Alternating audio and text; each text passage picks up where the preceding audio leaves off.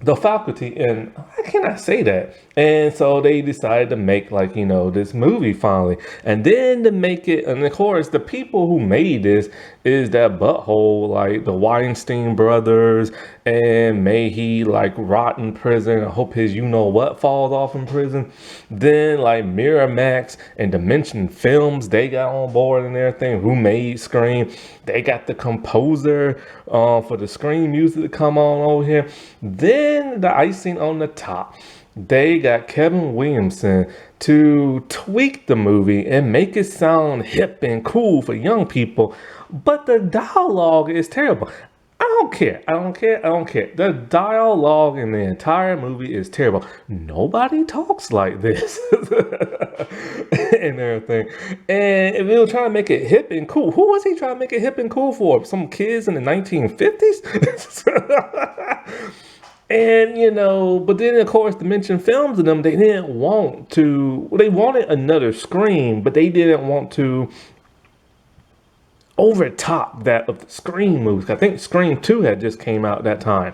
And so like, they didn't want to completely erase Scream and have this big like new juggernaut, but they kind of want something within like its playing field. But sadly, it didn't do that well in the box office. Came in like number 5. It made it budget back, but like barely. And audience didn't know what the world they was watching, but now it is a cult classic. And it's crazy because when I was watching this movie, I'm thinking to myself, this reminds me of the egg from Buffy the Vampire Slayer. What's crazy about that is that, okay, this movie came out in 1998. That Buffy episode in season 3 came out in January of 1998. And what's even crazier is Charisma Carpenter, who played Cordelia, what was her name? Cordelia, that's it, Cordelia. She was supposed to be in this movie. She was supposed to play Darla, whatever her name was, Darla. But she didn't want to do it because she said it was too similar to her character in Buffy. And then they tried to get Sarah Michelle Gellar herself, but she declined. And it's crazy because they wanted 2 Buffy actresses, and this is really similar to that Buffy episode and stuff. Oh man, that's just insane. And my God, the cast is like star-studded, which again proves my point. Every time there is a star-studded cast in a movie, it does not do well. It just doesn't, for whatever reason, it's toxic, it's poison, it's like a curse. They always bomb or like falter or something like that, They don't do so well. And, this didn't really do that well in the box office and stuff. There was never a sequel made. Jordana Brewster, who played Darla in this movie, she said she thought this was going to elevate like everybody's career and they were going to be like a huge superstar. And then the movie kind of like just fizzled out and everything. But ironically, the cast still became famous nevertheless. She went on to the Fast and Furious. Elijah Wood went on to those Ring movies, what is it called? Lord of the Rings. And the rest of the cast went on to other bigger stuff.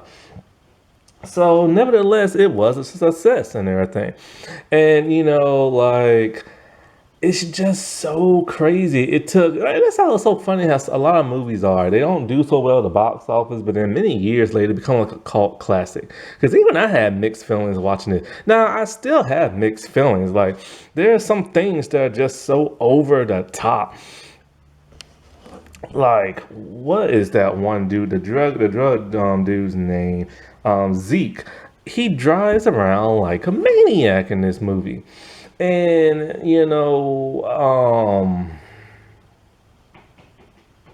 not to mention like the intro, when they introduce all the characters, it's a very 80s kind of way of introducing people and a little bit of 90s. And every main character in here that's a teenager has that personality of the Breakfast Club. And it's like insane how they're all like similar to them and stuff. And Kevin Williamson literally has said like he didn't want this to be straightforward because there's been so many rip-offs of like alien invasions and taking over people's bodies, and he wanted something that people can literally laugh at and laugh along with the movie. And when you watch all this over the top stuff, it's kind of like it's genius. Like at first I thought it was stupid, but now I'm like, it's kind of genius almost, And it's just like you really do laugh along with the movie, and you don't take it that seriously, but you do take it seriously. But you're having a good time and everything. It's kind of like it has a blend of so many different decades of movies. It's kind of like Shark Tornado. I've never seen those movies, but everybody hated that movie and ragged about it online. To people saw it and they're all like, "Oh, it's the movie we love to hate," and then they end up loving it and stuff. And it's crazy. And so, like, um, when I say this is a star-studded cast, man, I am not joking. You have Jordana Brewster. You have Clea Duvall, who I think she was in The Craft, and she was also in Lizzie Borden and stuff. You have, I don't know who Laura Harris is. Well, actually, I heard her voice. She voiced Celine in the Underworld anime. You know the Underworld movies, the vampire and werewolf movies. They made an anime short, and she voiced Celine. I thought that was really Kate Beckinsale voice. I thought for sure it was, but it wasn't. And you have Josh Hartnett. I didn't even know that dude was the dude from Penny Dreadful and stuff. Selma Hayek. Oh my God. Famke Jensen. I've been saying her name wrong for the longest time. I never saw the M. I just been calling her Funka. I never saw the M till now. Oh man, Christopher McDonald, Usher, Jon Stewart, Elijah Wood, Summer Phoenix, Baby New with or what her name is, like Robert Patrick, dude. And what's so crazy is like Kidada Jones, who is Quincy Jones' daughter, was supposed to be in this movie. In fact, every scene she was in was cut. She's even in the trailer, but yet she gets cut. She was supposed to play Usher's like girlfriend in this. And like it's weird because at the end of the movie, the FU girl and the FU boy, they told what their names were in the end credits. I'm like, well, why do I care about them? They weren't really in the movie that much, and they just ran into each other's car and cussing each other out and shoving each other. And like, it turns out they're famous, and had like little cameos in the movie. So why was Kidada Jones like cut? But here's my main. Well, I actually have a couple of problems, but here's one of my problems with this movie. The people of color. Now, you gotta remember, this was 1998. This was around the time people of color were slowly getting infused in horror and slasher movies. And when they were inserted in, sometimes they didn't have much to do, or they got killed off really early, or they were just there to sidekick best friend type role. And I've noticed something about the people of color in this movie. You have they barely in the movie. They pop in and then they pop out. Jordana is actually the only one who actually has a bit more to do, but once she runs away from like the school, she isn't seen again until like the garage scene, and then she isn't seen again until when she comes back to school in glasses, and then the garage scene, and then she isn't seen again after that until like the football field on the bus thing. And so, but for the most part, she's the only person of color who has a lot more to do and stuff. But like everybody else, they just completely disappeared. Like Usher, which I still don't understand why he's in this movie, because he's a singer, not an actor, but he's in this movie and he's in all the posters and the trailer. So I assumed he was gonna have a big role, but no, he's just kind of pops in, pops out, plays a bully, plays a friend, and then one of the aliens and stuff. And you have Salma Hayek, of all people. She has the least to do out of all of them. when it comes to people of color. She pops in as a nurse who's sick, taking a bunch of pills, gets infected, pops out, then pops back in towards like the end, then pops completely out again. And the principal lady, I'm pretty sure she's Jewish and everything. And she pops in and out this movie like really quick and stuff. And it's just kind of like, it sucks how they will just like downgrade it and stuff. And maybe, I don't know, maybe that's one reason why Kadada was like dropped and everything. Maybe she can act, maybe she can't. I don't know. I've never seen her or nothing. But this movie had a lot of characters in it, so maybe that's another reason why she got dropped and stuff. But like the movie is just literally insane. And what it deals with is like, okay, first it starts off in very cliche 80s, 90s, introducing all the characters. And all the characters are huge stereotypes of that of teen movies. You have the nerd, which is played by Elijah Wood. And he is Casey, and he is like the ultimate nerd, constantly getting picked on and everything. The way they pick on him, you would never see nobody pick on nobody like this in real life. And then you have Jordana, who's Delilah. She's the cool, like, popular girl who's really rude and blunt and talks very odd and stuff. I never know what the world she's talking about. And so, like, she is only friends with Casey because she's in, like, I guess, journalism, and he has to take the pictures. So that's like the only reason why she's friends with him. But she's mean to all the girls for like no apparent reason. And then you have Stokely, who is kind of like the outsider rebel type girl who's a little goth and everything. And so like she's just an outcast and wants to be all by herself or have no friends. And then they assume she's a lesbian in here, which funny because the actress is a lesbian. But they assume she's a lesbian in this, but she's not. She actually has a crush on like one of the guys. And she has a crush, of course, on like the jock of all people. And then, like, you have Zeke, who is like, the mean guy, the bully, the druggie. He has like an underground business where he puts like, well, first I thought it was crack in like, little pens. I'm thinking, oh, that's kind of clever. But I'm like, no, hold up. Since when is ink white? But it's actually caffeine tablets he crushed up and put other stuff. He's a repeat like senior, but he's actually extremely smart when it comes to chemistry because he has a meth lab in his garage. And then when he starts examining the creatures, he's the only one who can do it. And he's like really good and knows everything about like science and stuff. But he's kind of like an anti-hero bad boy type. And he's the one who's driving around that Mustang like all crazy and everything, nearly running people over, like something you'll see out of the 80s or a 90s action movie. And like, what's crazy about this is that in all of the posters and covers, he is front and center in the center in the main one. So you assume he's the hero of the movie, but he's not. It's actually Elijah Wood's character, but they always have him front and center like he's the hero. He's kind of like Spock. He steals the whole show, and he's kind of like that.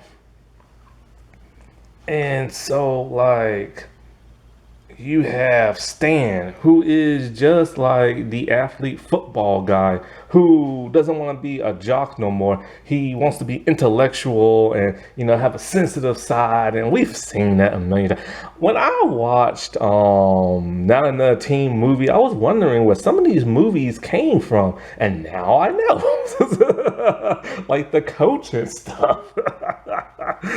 And then you have Mary Beth, who's like the new girl with the Southern accent and who's like all sweet and kind and everything like that.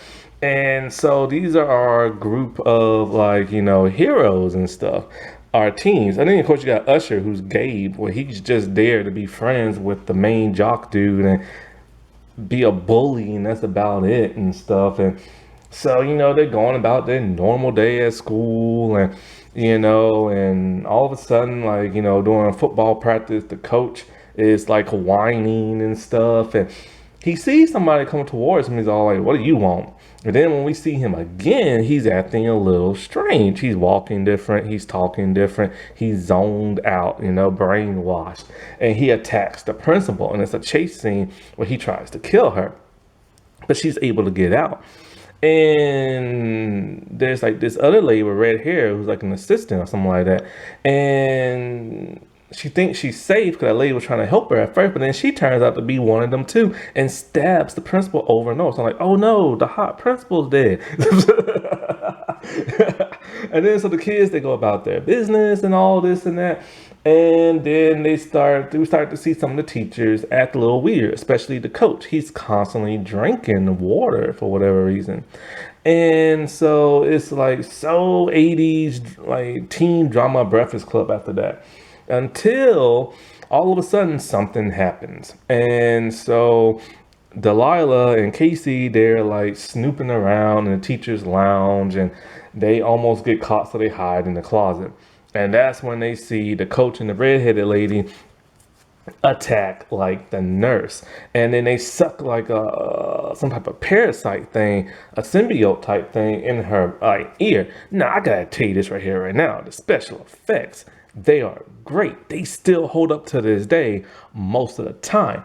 There's only a few of them in my opinion that suck. First one is the little parasite thing floating around the water. It's kind of translucent and you can see through it. It looks a little cartoony, but it's okay. Now the one special effect I hate the most, well, other than the fingers getting chopped off, is Franka like Jensen's head. Her head gets like chopped off or whatever, and her head has like these tentacles and they're crawling around on the ground and they're kind of slinking in a very terrible way. Now her body without the head, the torso, it's cool. It's walking around doing cool stuff, but it's just her head slinking around the ground that makes no sense and it looks like terrible. And so, after they see this, they're stupid enough to make a lot of noise in the closet. So the coach is about to come in on them and they fight their way through and they run out. She runs all the way home and is never seen until the middle of the movie. And so Casey tells his parents and he calls the cops. But then the teachers and the coach are like, oh, look, everything's fine and everything. So the nurse looks okay. And then the principal comes, and we know the principal got stabbed earlier in the movie. So she's one of them. And so now because of this, his parents don't believe everything he says. He tries to sneak out, but he gets caught. And so he realizes some type of alien invasion. So he goes to school the next day. He doesn't want to, but he's forced to. And then he finds Stokely, and he tells her and everything. And she's just kind of believing, kind of not. And she's all like, this is evasion of the body snatchers and stuff. And so then Zeke overhears him. He's about to make out with Mary Beth, and he overhears her. And so he's been having a hard time with Franka's character, Mrs. Burke, when she's the hot nerdy looking teacher with glasses who's scared and timid, and she's all like, I don't like you and you're a bad boy and all this other stuff. And then when she gets assimilated, she's all dressing hot and sexy and stuff like that, and acting really aggressive towards him and stuff. And so he overhears what's their faces talking about aliens, so he busts in making fun of them. Then Jon Stewart characters come in and he starts just throwing people around, talking about it only takes a few seconds, so he's trying to assimilate them. Zeke does something crazy. He, that little board with the giant blade, machete looking blade, you cut a bunch of papers at once. He takes that off and then he just chops the fingers off Jon Stewart's character. He's trying to chop the head off. Now, no, he doesn't believe in aliens. He just thinks it's all fictional and all. He thinks they're just making it up. But then when the dude starts to act aggressive, he still don't know he's an alien. He's all like, oh, I'm just going to take you out, man. I'm just like, dude, you're trying to kill the teacher. So, of course, after that, they realize, oh, crap, there are aliens and stuff. Because Elijah Wood character found one of the aliens on the football field. And when they put it in water, it reanimated. And then it duplicated itself when it got split in two. Now, The way they got rid of the aliens is through the drugs. He has them in like a pen and everything. So he just stabbed it in the eye, and all like the powder came out and foamed around his eye and killed it. And so now they're all like, oh, now we got like a way to kill the whatchamacallums, right? So after this, they head in the car and they go to his garage. And so now they have to get more drugs and everything. So that's like a drug movie. And so like then they start getting like paranoid and stuff. They're all like, well, how do we know you're not an alien? Well, how do I know you ain't an alien? So they have to test each other out. So he gets like a pen of drugs and he's like, here, sniff this. He's like, what? I don't want to get high. He's like, look, man, here's my gun. It's to your head. You sniff it or you're going to get a bullet hole in the size of your head. So everybody's like getting high. But there are some people like, no, we don't want to do this. But they're like, oh, if you don't want to do it, you must be an alien. So they all do it. And everything turns out fine. But then it's so funny with the terrible dialogue. So Casey, he's giggling and acting stupid. And so like Stan's all like, what's wrong with you, man? You acting kind of weird. And then this is the bad dialogue. Zeke is all like, what does he say? He's tweaking, dude. Let him tweak. I'm like, what? Let him tweak? He's like, leave him alone, man. He's tweaking. Just let him tweak, man. I'm just like, what? What kind of dialogue is this? Now, earlier, Delilah, she came back to school in a disguise, wearing glasses, dressing all like a nerd, because she's trying to fool the teachers and not thinking it's her. But how is she going to fool anybody, right? And so they're all kind of like, you're kind of acting a little weird and everything with the glasses. And then they're all talking about Mary Beth. Like all this crazy stuff started happening when you showed up at school with your little country accent and everything. And then so it turns out that Delilah is one of them. And she takes off running. But she messes up all the drugs in the laboratory, but there's only a couple of pins left. So since Stokely is like all into sci-fi stuff, they ask her for the advice because she's like the expert. And so she's all like, well, normally and stuff like this, there's like a queen and it's like I have a hive mind. You take out the queen and then they all die, vampire style, old school vampire style, right? And so they're all like, all right, well, who would be the queen and where would she be? They think it's the principal. So they're like, all right, she'll be at the football game. And so then, they all like, screw that, man. Let's just get out of town. He's like, dude, like, these aliens took over the school in half a day's time. They'll take over the city in like, double that or less than that because there's so many people like assimilated now. Everybody at school is assimilated and now they're getting to other schools, they're playing football. So like, when the teacher is like, the principal lady, she shows up. I think they like sniff this, and then they put the gun to her head, and then she don't want to do it, and so he blows her brains out, and then all the little wormy things come out, and then she comes back too. But then Mary Beth throws all the drugs on her, like a bunch of it, and so she disintegrates and dies. So it's like you don't have to sniff it; you just have to put it on your body, because apparently these drugs absorb all the water and stuff out your body. And it kills the aliens, because the aliens have to stay lubricated and stuff, and so they won't get like dehydrated or whatever. And so like this is some of the weird things. You always see the teachers drinking tons of bottle of water, standing in sprinklers and stuff like that, and so like just a bunch of shenanigans happened after they had to cause a distraction to get more like drugs because they wasted some of them. They wasted some bullets and everything. Everybody gets like split up, but in like different like in groups and stuff. And then like the ex-football player, he's gonna run out to the field to see if like killing the principal killed the queen. So he goes out there, but nope, everybody's an alien and they run after him. So then he runs back to the school. He's like, open up. They're like, nah, you might be an alien. So they gave him like a pen to sniff, but then he just dumps it. And so he's trying to get into like the building. And so like once again, you ain't gotta sniff it, you just gotta pour it on you. And so Zeke has to get more, and he takes Casey. Casey's distraction. He meets Delilah again. Zeke meets the Miss Burke and everything, and then so he gets the rest of like the drugs, and then so by this time Casey is back in the building, and he's with Mary Beth, and he's with Stokely.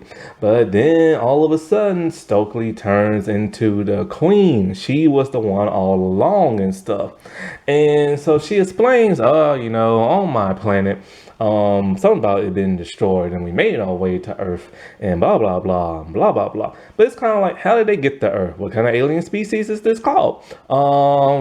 What their origin is, we don't know. It never goes into that and stuff. It would have been nice to see a flashback, but they probably didn't have a budget for that. So when she dumps into like the water, she turns to this giant queen sea creature type thing, and it's great CGI. And then she brings Stokely down into the water. Then when she walks around, she's completely butt naked and stuff.